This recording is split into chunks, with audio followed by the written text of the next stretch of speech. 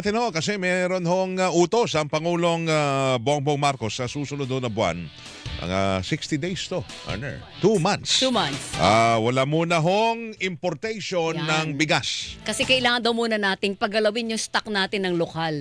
At higit sa lahat, para mabili yung ani na mga magsasaka natin sa tamang presyo. Yun. Kasi sa ngayon po, nababarat daw eh. Hanggang 8 piso 8 ata, pesos umaabot sa per ganon. kilo. Kada Farm kilo gate ng price palay. So luging-lugi ho ang ating mga magsasaka ho ron. Pero masusubukan din ito kung kaya na ba nating supplyan ang ating mga mamimili o yung demand dito ng sarili nating produksyon.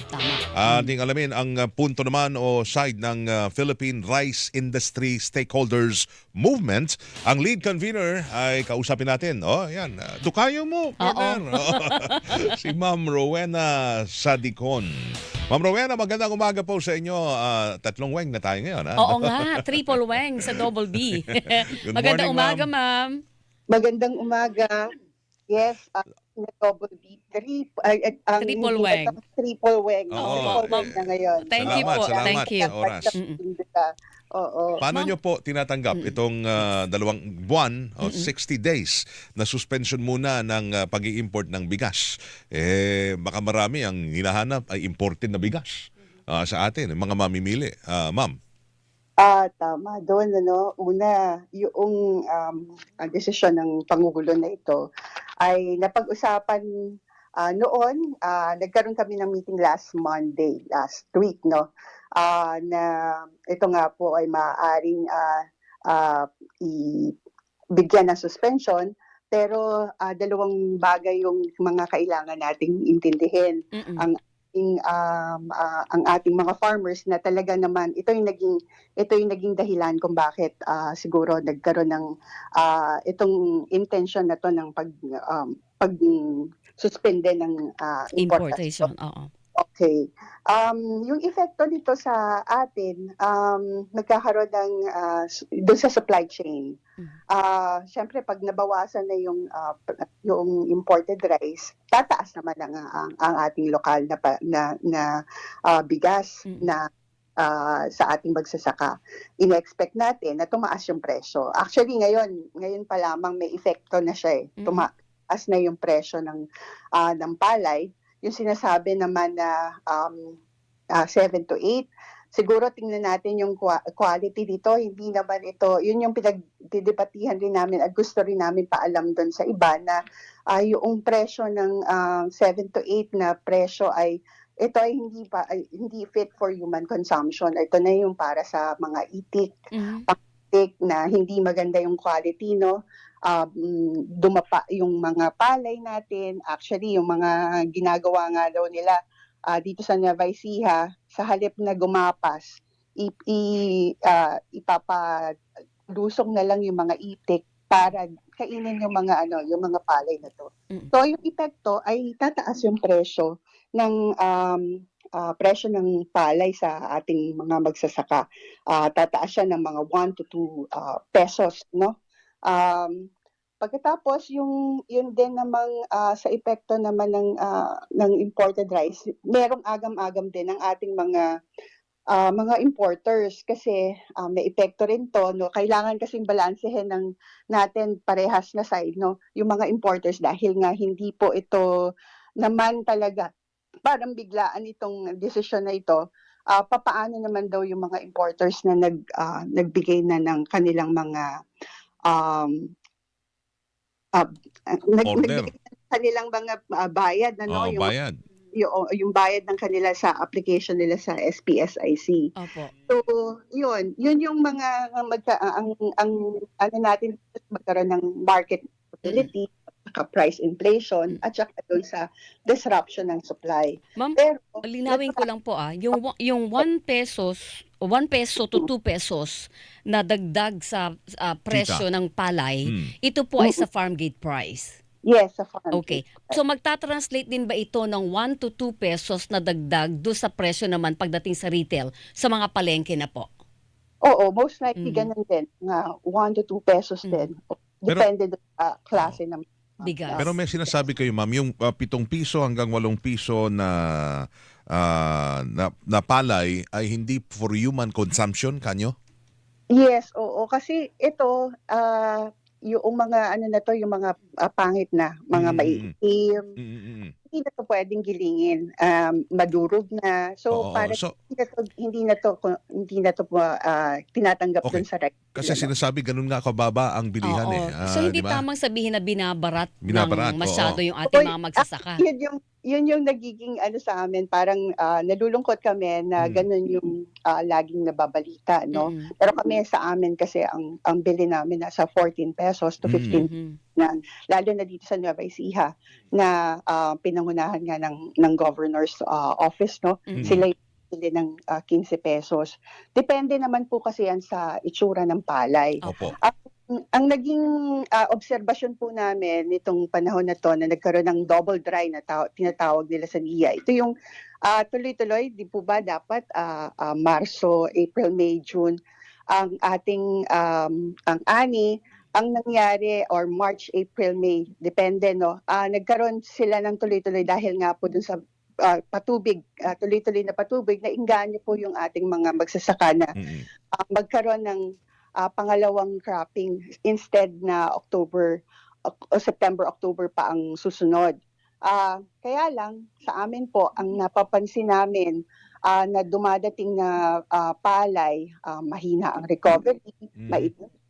Mm. Hindi naman lahat ano, depende kasi sa panahon. Ang Opo. sinasabi na parang parang, yung na masyadong basa.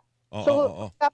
pagka po gano'n siyempre yung quality niya bumababa. Oo, So, naapektuhan. Siguro hindi ba maganda naapekto. ring pagkakataon 'to, wala tayong importation, at least matutukan ano bang pagkakamali, ano bang puwedeng ma-improve natin sa produksyon ho ng palay, ng bigas Yes, natin dito. Yung nabanggit niyo na yung kalidad naapektuhan, 'di ba? Baka ito'y mm. pagkakataon na rin para ho mag-umpisa na tayong maging ika nga yung resilient na ba? Yung tayo na Yes. dito Sa nanggagaling ating na sa food atin na production, mismo. eh, atin na. Tama po. Iyon nga po yung aming talagang, sinusulong na magkaroon tayo ng, clustered farming. 'Pag sa clustered farming po at, bigyan sila ng, magandang binhi, Mm. yung seeds na kailangan ng market. Kasi ngayon po ang kailangan natin makapag-compete talaga dun sa imported rice Opo. in terms of the quality and the presyo. Yung presyo po na yon dahil nga po mababa yung presyo ng imported rice ano, papaano po magkakaroon ng pagkakataon ng ating, lokal na produkto. So, Pero i-improve po natin ang ating, local product. Pero Ma'am Rowena ganito, ang daming bibigay sa atin ng, mga facts tungkol sa farming ng bigas o Mm. palay. Ang sabi ni Rosemary ay hindi, asan na ba 'to? Si Concepcion Felipe sabi niya, lugi ang mahal ng binhi at mga renta ng traktor, mahal pati fertilizer. Oo. Ito yung mga realidad na Oo, do'n sa oo. ground ay pasakit masyado po sa mga magsasaka. So Mm. para mapalakas natin yung kanilang kapasidad to produce palay, paano gagawin natin para mapababa yung kanilang kumbaga operational cost? Tama po 'yun at, doon po sa yung nabanggit ko po na clustered farming. Magkakaroon po kung ang pagbili po ng, mga cost ng production ng inputs ay, pangmaramihan, magkakaroon tayo ng economies of scale. Mm. And then yun pong ibibigay ng, ating, pamahalaan na, binhi ay ayon dun sa, sa kinakailangan ng merkado like Mm. yung matching po ginagawa natin, isisulong po natin sa atin yung pong ating, local lokal na, palay kung Mm. ano po yung kailangan na binhi ay isang variety, isang isang cluster or isa o dalawang variety Mm. 'no.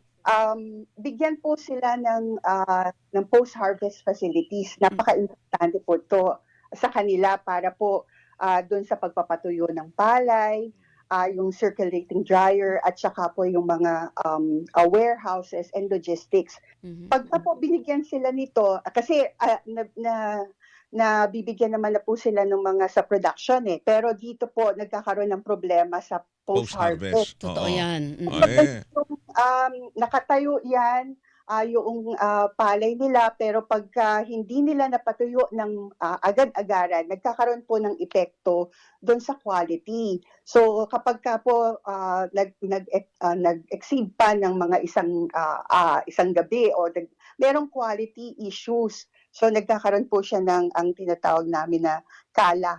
So nagkakala po siya. So Bumabagsak yung quality. Oo, Oo. so dyan ho papasok, Ma'am Rowena, na talaga hong silipin natin. Bakit nga ba hanggang ngayon, problema pa rin yung mga post-harvest facility? Parang flood control project lang Oo, yan parang ganun. Nandito pa rin tayo sa tanong na anong nangyari sa santambak na perang ibunuhos ng gobyerno sa ganitong programa at nandito pa rin tayo, di ba, Ma'am Rowena? Milyones yan. Tapos Oo. may nakalaan na ginagawa pondo. ng ibang bansa ginagawa na ho ito ng ibang bansa. Nagkakaroon po talaga sa cluster funding. Nagkakaroon sila ng economies of scale. Natutulungan po natin na ima-match po natin yung mga, kagaya namin, kaming mga rice millers, ima-match po sila na ito pong mga farmers sila na po mismo yung magtutuyo ng palay nila. Meron po silang dagdag na kita.